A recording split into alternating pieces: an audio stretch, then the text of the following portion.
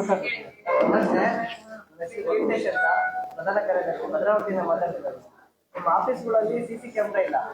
ನಾವು ಯಾವುದೇ ಸಂದರ್ಭದಲ್ಲಿ ನಿಮ್ಮ ಕಚೇರಿಗಳಿಗೆ ಭೇಟಿ ಕೊಟ್ಟಾಗ ಅಧಿಕಾರಿಗಳು ಯಾವಾಗ ಹೋಗಿದ್ದಾರೆ, ಯಾವಾಗ ಬಂದಿದ್ದಾರೆ ಅನ್ನೋದು ಯಾವ್ದು ಮಾಹಿತಿ ಸಿಗಲ್ಲ ನಮಗೆ. ಮತ್ತೆ ಇನ್ನೊಂದೇನು ಅಂತಂದ್ರೆ, ಈ ಟ್ರಾನ್ಸ್ಫರ್ ವಿಚಾರವಾಗಿ ನಮ್ಮ ನಿರಂಜನ್ ಅವ್ರು ಹೇಳ್ತಾರೆ, ಇನ್ನೊಂದು ಅಧಿಕಾರಿಗಳು ಯಾರು ID ಕಾರ್ಡ್ಗಳು ಹಾಕಲ್ಲ. ಅಂದ್ರೆ ಆ ಕಚೇರಿ ಸಮಯದಲ್ಲಿ ಹೋದಾಗ ಇವ್ರ ಅಧಿಕಾರಿಗಳು ಅಂತ ನಮಗೆ ಗೊತ್ತೇ ಆಗಲ್ಲ. ಡೆಸಿಗ್ನೇಷನ್ ಏನು, ಡೆಸಿಗ್ನೇಷನ್ ಬೋರ್ಡ್ ಅಲ್ಲಿ ಇವ್ರು ಏನು ಇದ್ರಲ್ಲಿದ್ದಾರೆ ಅನ್ನೋದು ಗೊತ್ತಾಗಲ್ಲ. ಆ ತರದೆಲ್ಲ ತುಂಬಾ ಆಗ್ತಾ ಇದೆ. ಅದಕ್ಕಿಂತ ಹೆಚ್ಚಾಗಿ ನಮ್ಮ ಭದ್ರಾವತಿಯಲ್ಲಿ ಆನಂದ್ ಅಂತ ಹೇಳಿ, ಆನಂದ್ ಸಿ ಅಂತ ಹೇಳಿದಾರಲ್ಲ, ಅವರಿಗೆ ನೀವು ಕೊಟ್ಟಿರೋದು ಒಂದು ಲೆಟರ್ ಇದೆ, ಅದೇ ತಂದಿದ್ದೀವಿ, ಇಸ್ಕೊ ಬಂದಿದ್ದೀವಿ ಅವ್ರ ಮನೆಯವರಿಂದ.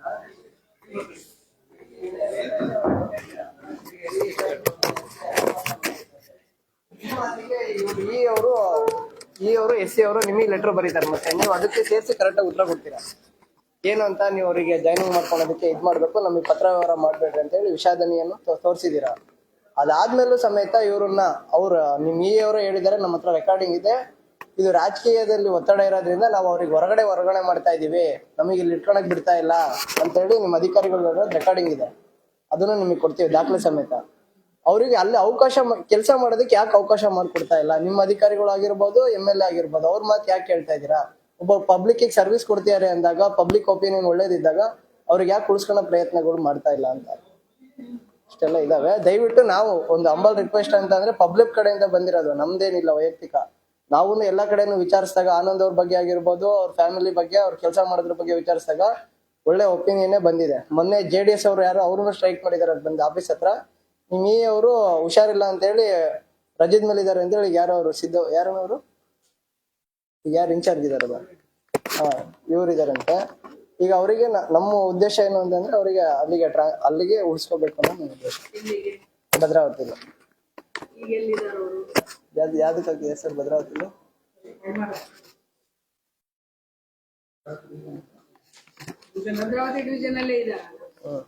ಹೌದು.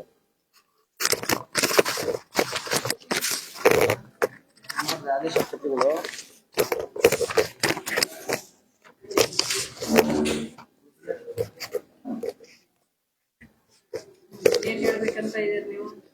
ಅವ್ರು ಅಧ್ಯಕ್ಷರಾಗಿದ್ದಾರೆ, ಎಲೆಕ್ಟೆಡ್ ಬಾಡಿ ಮೆಂಬರ್ ಇದ್ದಾರೆ.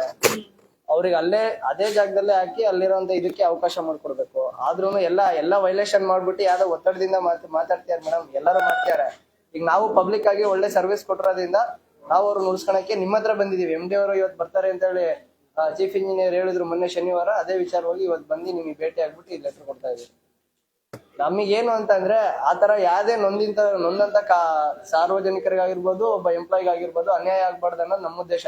ಅದಕ್ಕಿಂತ ಹೆಚ್ಚಾಗಿ ನೀವು ಉಳಿಸ್ಕೋಬೇಕು. ನಿಮ್ಮ ಸಿಬ್ಬಂದಿಗಳನ್ನ ಯಾರು ಒಳ್ಳೆ ಕೆಲಸ ಮಾಡ್ತಿದ್ದಾರೆ ಏನು ಅಂತ ಹೇಳ್ಕೊಂಡು ನೀವ್ ಇದ್ ಮಾಡ್ಬೇಕು.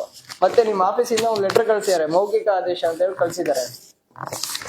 ಮೌಖಿಕ ಆದೇಶ ಅಂದ್ರೆ ಯಾರು ಹೇಳಿರೋದು ಅಂತಾನು ಇಲ್ಲ ಅದ್ರೊಳಗಡೆ.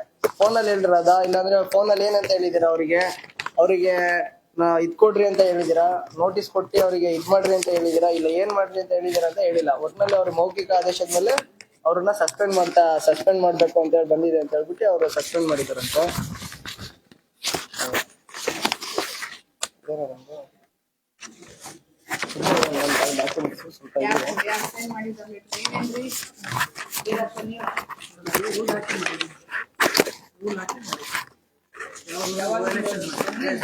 ಹಳೇದು ರೈಟ್ ಅಲ್ಲ ಬಿಡಿ,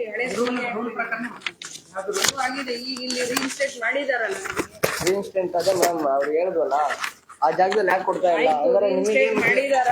ಆಯ್ತು ನೋಡ್ರಿ, ಅವ್ರೇನು ಅಸೋಸಿಯೇಷನ್ ಏನೋ ಇದಾರ ಅಂತ ಅದನ್ನ ಕನ್ಸಿಡರ್ ಮಾಡಿ ಅವಕಾಶ ಮಾಡ್ಕೊಡ್ಲೇಬೇಕು ಸರ್. ನಾವು ಇದ್ ಮಾಡ್ತಾ ಇರೋದು. ಇಲ್ಲಾಂದ್ರೆ ಇದು ಮುಂದಿನ ರೀತಿಯಲ್ಲಿ ಸರ್ ಮೇಡಮ್, ಇದೇ ನಿಮ್ ಶಿವಮೊಗ್ಗ ಡಿಸ್ಟಿಕ್ ಭದ್ರಾವತಿ ತಾಲೂಕಲ್ಲಿ ಒಬ್ರು ಯಾರು ಯಾರೋ ನಿಂತ್ಕೊಂಡೆ ಒಬ್ಬರು ಲೈನ್ ಮ್ಯಾನ್ ಇಂದು ಜೀವ ತೆಗ್ದಿದ್ದಾರೆ, ಪ್ರಾಣ ತೆಗ್ದಿದ್ದಾರೆ. ಅಂತ ಅಧಿಕಾರಿಗಳನ್ನ ಅಲ್ಲೇ ಇಟ್ಕೊಂಡು ಕೆಲಸ ಮಾಡೋದಕ್ಕೆ ಅವಕಾಶಗಳು ಮಾಡ್ಕೊಡ್ತಿದ್ದಾರೆ. ಮತ್ತೆ ನಿಮ್ ಇಲಾಖೆ ಒಳಗೆ ನಾವು RTI ಹಾಕಿ ದಾಖಲೆ ತೆಗ್ದಿರೋದು ಇನ್ನೊಂದ್ ಸ್ವಲ್ಪ ನಮಗೆ ಡಾಕ್ಯುಮೆಂಟ್ಸ್ ಬೇಕು.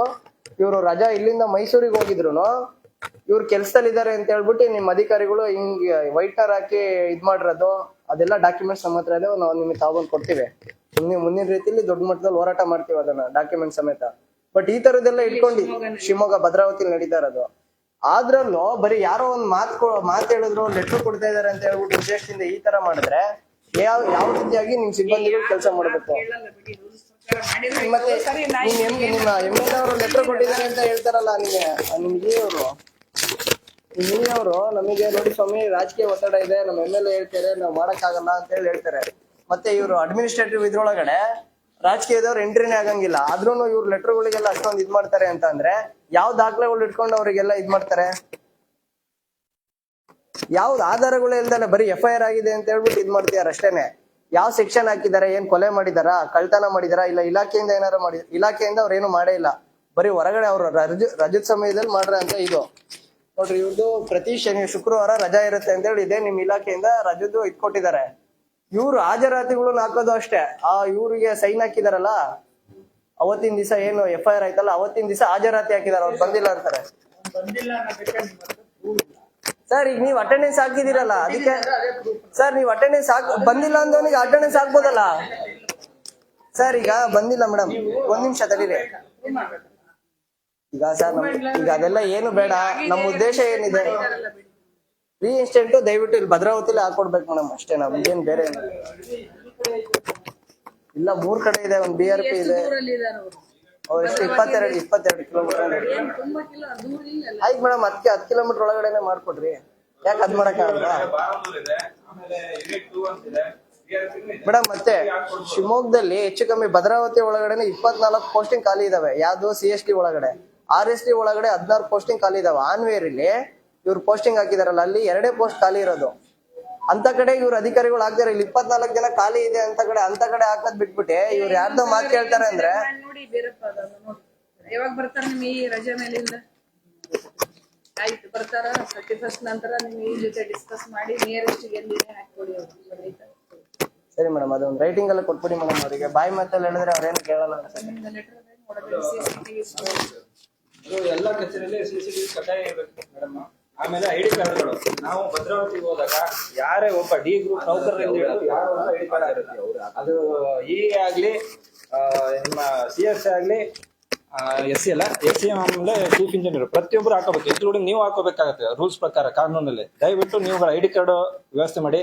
ಆಮೇಲೆ ಅಲ್ಲಿ ಕಚೇರಿಗೆ ಹೋದ್ರೆ ಯಾರು ಏನು ಒಬ್ರು ಗೊತ್ತಾಗಲ್ಲ, ಫೈಲ್ ಹಿಡ್ಕೊಂಡು ಓಡಾಡ್ತಾರೆ. ಅವ್ರೇನು ಏಜೆಂಟ್ಗಳ ಬ್ರೋಕರ್ಸ್ ಏನು ಒಂದು ಗೊತ್ತಾಗಲ್ಲ, ಆಯ್ತಾ? ಆಮೇಲೆ ವೆಹಿಕಲ್ ಮೂವ್ಮೆಂಟ್ ಮೇಂಟೈನ್ ಮಾಡಬೇಕು, ಅದು ಕಡ್ಡಾಯ ಇದೆ. ನಿಮ್ ಗಾಡಿಗಳು ಎಲ್ಲೆಲ್ಲಿ ಹೋಗ್ತವೆ, ಕೆಲವು ಲಿಮಿಟ್ ಬಿಟ್ಟು ಹೋಗ್ತದೆ. ಅವ್ರವ್ರ ಮನೆಗೆ ಪಿಕಪ್ ಡ್ರಾಪ್ ಇರಲ್ಲ, ಅವಕಾಶನೇ ಇಲ್ಲ ಅದು ಪಿಕಪ್ ಡ್ರಾಪ್. ಅದನ್ನ ಕಡ್ಡಾಯವಾಗಿ ಮಾಡಿ. ಆಮೇಲೆ ಇನ್ನೊಂದು ಯಾವ್ದು 3 ಆಯ್ತು, ಇವ್ರದ್ದು ಆನಂದ್ ಸಿ ಅವ್ರದ್ದು ಹೇಳಿದೆ ಅಲ್ಲ ಅಷ್ಟೇ. ಅದೊಂದು 3 ಇಂಪಾರ್ಟೆಂಟ್ ಆಗಿ ಅದು ಮಾಡ್ಲೇಬೇಕು ಮೇಡಮ್.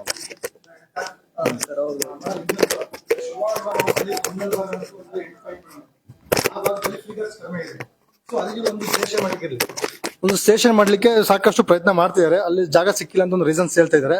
ದಯವಿಟ್ಟು ಯಾವ್ದಾರು ಒಂದು, ಯಾಕಂದ್ರೆ ನೀವು ಕೊಡುವಂತ ಕಾಂಪೌಂಡ್ಸ್ ಅಲ್ಲಿ ಯಾರು ಕೂಡ ಜಮೀನುಗಳು ಕೊಡ್ಲಿಕ್ಕೆ ಇಷ್ಟ ಆಗಲ್ಲ. 5 ಲಕ್ಷ ಕೊಡ್ತೀವಿ ಅಂದ್ರೆ ಯಾರು ಕೊಡ್ತಾರೆ 1 ಎಕರೆಗೆ?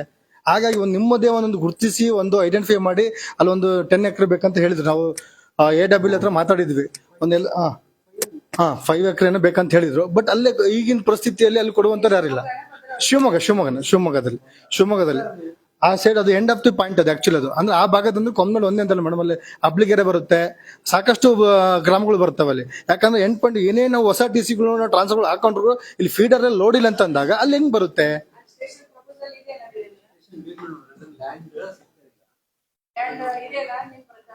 ಲ್ಯಾಂಡ್ ಅಲ್ಲಿ ಸ್ಕೂಲಿಂದ ಇದೆ ಮೇಡಮ್, ಅದು ಅವ್ರ ಹತ್ರ ಇವ್ರು ಅಪ್ರೋಚ್ ಮಾಡ್ಬೇಕು ನಾವು. ಯಾಕಂದ್ರೆ ನಾವು ಪ್ರತಿಯೊಂದು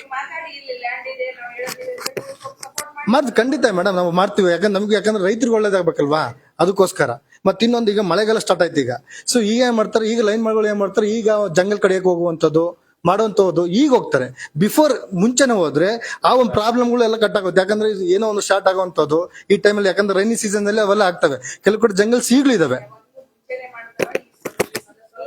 ಲೇಟ್ ಆಗಿದೆ ಅಲ್ಲ ಹೇಳ್ತೀವಿ ಬಿಫೋರ್. ಏನಕ್ಕಂದ್ರೆ ಇನ್ನೊಂದು ಇಂಟಿಮೇಷನ್, ಇನ್ನೊಂದು ಮತ್ತೆ ಟ್ರಾನ್ಸ್ಫಾರ್ಮ್ ಒಂದು ಸುಟ್ಟೋದಾಗ 48 hours ಅಲ್ಲಿ ಅವ್ರು ಕೊಡಬೇಕು ಅಂತ ಇರುತ್ತೆ. ಬಟ್ ಇವ್ರು ಬರೋದೇ ಇಲ್ಲ, ಅಲ್ಲಿ ರೈತರನ್ನೇ ಬರ್ಸ್ಕೊಂತಾರೆ, ಅಲ್ಲಿ ಹೋಗಿ ತಗೊಳ್ಳಿ ಅಂತ ಹೇಳ್ತಾರೆ. ಇದು ಯಾಕಂದ್ರೆ ನನಗೆ ಗೊತ್ತಿರೋ ಗಮನಕ್ಕೆ ಬಂದಿರೋದು ವಿಚಾರಕ್ಕೋಸ್ಕರ ನಾವು ಹೇಳ್ತಿರೋದು. ಯಾಕಂದ್ರೆ ರೈತರು ಪಾಪ ಸಾಕಷ್ಟು ಅವ್ರೇನ್ ಮಾಡ್ತಾರೆ, ನನ್ಗೆ ಅರ್ಜೆಂಟಿಗೆ ಬೇಕು ಅಲ್ಲ, ನಿಮ್ಗೆ ಬೇಕಂದ್ರೆ ಕೊಡ್ತೀನಿ ನಾನು, ವಿತ್ ಡಾಕ್ಯುಮೆಂಟ್ಸ್ ಕೊಡ್ತೀನಿ ನಾನು ಬೇಕಂದ್ರೆ. ನೀವು ಈಗ ಹೇಳಿದಿಕ್ಕೆ ಲೇಟ್ ಆಗಿದ್ದು, ಬೇಕಂದ್ರೆ ಕೊಡ್ತೀನಿ ನಾನು. ಹೇಳಿದಿಲ್ಲ ಅದಕ್ಕೂ ಜಾಸ್ತಿನೇ ಆಗಿದೆ, ಕೊಡಿ ಅಂತ ಕೊಡ್ತೀವಿ. ಯಾಕಂದ್ರೆ ನಿಮ್ಮ ಆಸ್ ಪ್ರಕಾರ ನಿಮ್ಮ ವೆಹಿಕಲ್ ಬರಬೇಕು, ನಿಮ್ಮ ವೆಹಿಕಲ್ ಅಲ್ಲಿ ಟ್ರಾನ್ಸ್ಫರ್ ತಗೊಂಡೋಗ್ಬೇಕು, ಮತ್ತೆ ಹೇಗೆ ಅವ್ರ ಹೋಗಿ ಇನ್ಸ್ಟಾಲೇಷನ್ ಮಾಡಬೇಕು.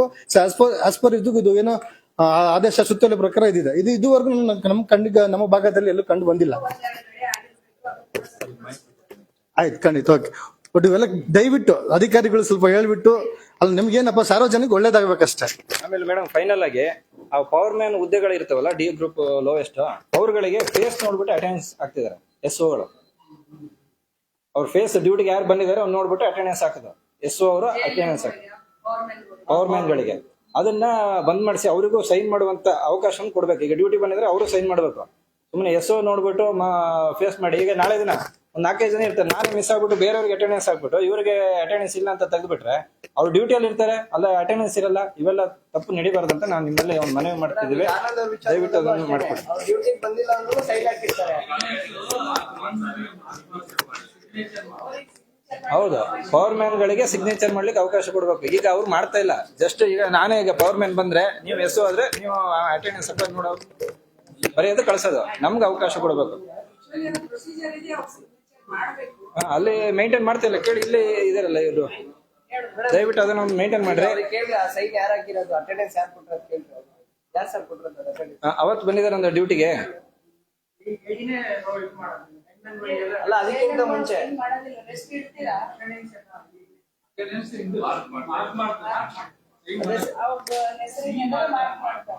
ಅದೇ ಮೇಡಮ್, ಈಗ ಅವ್ರಿಗೆ ಮಾಡಿದಾಗ ಅಟೆಂಡೆನ್ಸ್ ಆಬ್ಸೆಂಟ್ ಆಗ್ಬೋದು, ಪ್ರೆಸೆಂಟ್ ಆಗ್ಬೋದು, ಅದು ಅವ್ರ ಕೈಯಲ್ಲಿ ಇರುತ್ತೆ.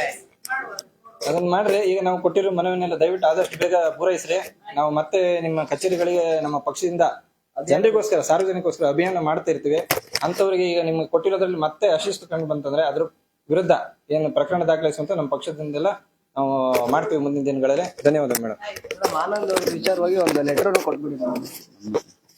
ಆನಂದ್ ಅವ್ರ ವಿಚಾರವಾಗಿ ಬರೀ ಮೌಖಿಕವಾಗಿ ಹೇಳಕ್ಕಿಂತ ಒಂದು ಲೆಟರ್ ಕೊಟ್ಬಿಡಿ. ನೀವು ಬರೀ ಮೌಖಿಕವಾಗಿ ಹೇಳಿದಕ್ಕೇನೆ ಸಸ್ಪೆಂಡ್ ಮಾಡ್ಬಿಟ್ಟಾರೆ.